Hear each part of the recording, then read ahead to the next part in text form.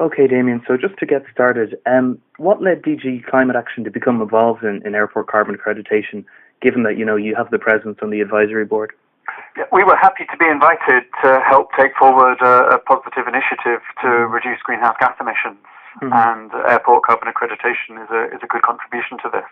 Okay, and just moving on, I suppose, to something that's a bit contemporary at the moment, we're seeing a lot of opposition from stakeholders, I think both inside and outside the EU, to the inclusion of aviation in the emissions trading scheme from this January coming.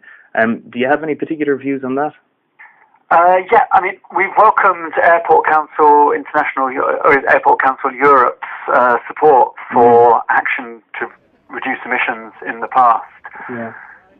I mean, Europe is consistently looking to make progress.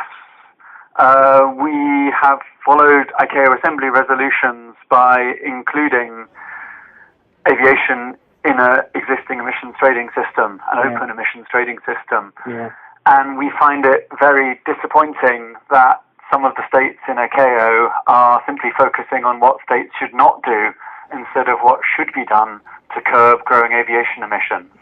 Emissions trading is a market-based measure in the best interests of the aviation industry if it wants to be able to grow its emissions, if it wants to work through market mechanisms rather than control on the numbers of runways and air passenger duties.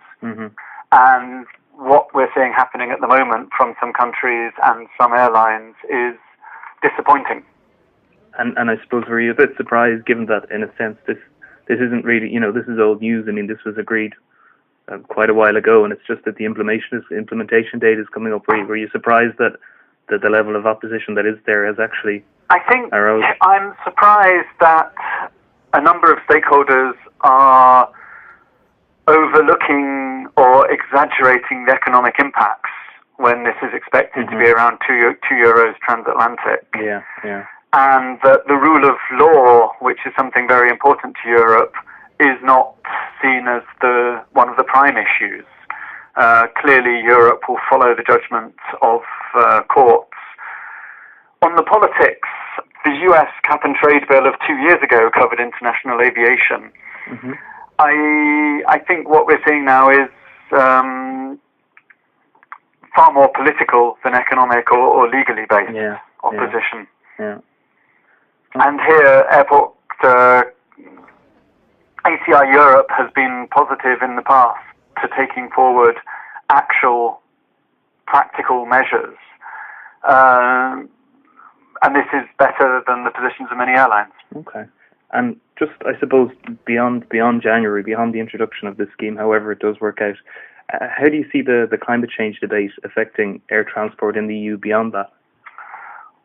Well, I mean, it's clear in terms of what has to happen to global emissions if climate change is not to go beyond 2 degrees centigrade, that action needs to be taken. And I think this is a determining feature of the aviation sector's growth for the next 30, 40 years. And it's a choice between market-based measures such as the EU ETS or capacity restrictions and passenger charges.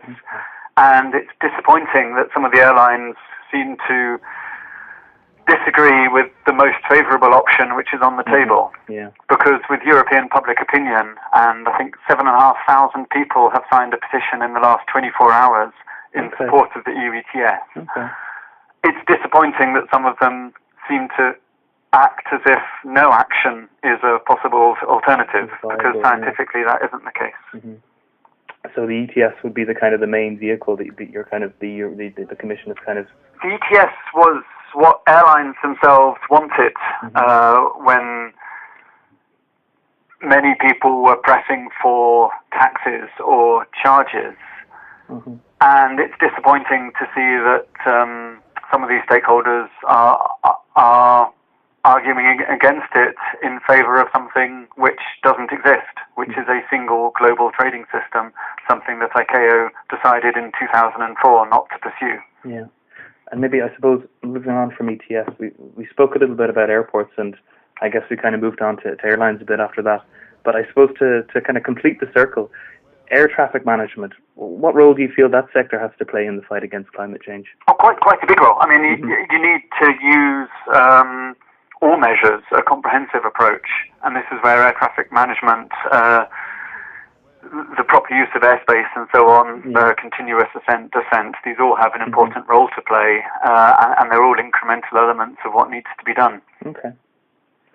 So full support from DG Klima for making those necessary improvements. Excellent. And just to finish off, just to go back maybe to the airport carbon accreditation itself, we know it's kind of well regarded within DG Move. I mean, we've had endorsements or public favourable comments from Vice President Callas. I mean, does it have a similar kind of a profile within or a perception within DG Climate Action? And just within that context, do you feel that there's scope maybe for airport carbon accreditation to serve as kind of an example for other voluntary industry-led initiatives, maybe within aviation or even further afield? Yeah, I think it's well seen here, and it definitely is an example of what airports in other parts of the world could do. In terms of voluntary industry-led initiatives, it's good to see some which are working. With the voluntary agreement on reducing car emissions, we saw that these voluntary agreements didn't work, so that's made some quite sceptical on these. Okay. Of course, everyone flying passes through airports, and to clarify that the EU ETS is a useful building block towards global action rather than an obstacle to global action, then it wouldn't be helpful to be claiming that nothing should be done until there is this global solution coming from the sky. Yeah, okay. But ACI hasn't taken that line, and that's been much appreciated. Okay, so these voluntary, maybe I'm cutting out of context, but would you say that the voluntary could be a stepstone to reaching these more formal kind of global agreements, or is that something that's just really out of the question at this stage? I can't see that the airline industry themselves are necessarily capable of, to the same extent, working through positive voluntary industry-led initiatives. ACI has been successful for a number of years. If you look at IATA with their 230 airlines, the low-cost airlines, the regional airlines, it's hard to see that these guys could voluntarily agree on a meaningful initiative. Clearly, there are reductions that can be made. Clearly, being part of a market-based measure should make it better for the airlines compared to the other measures that would happen otherwise. But I don't know. I see some people seem to be slightly losing sight of this, I think. Okay, Damien, thanks very much for that.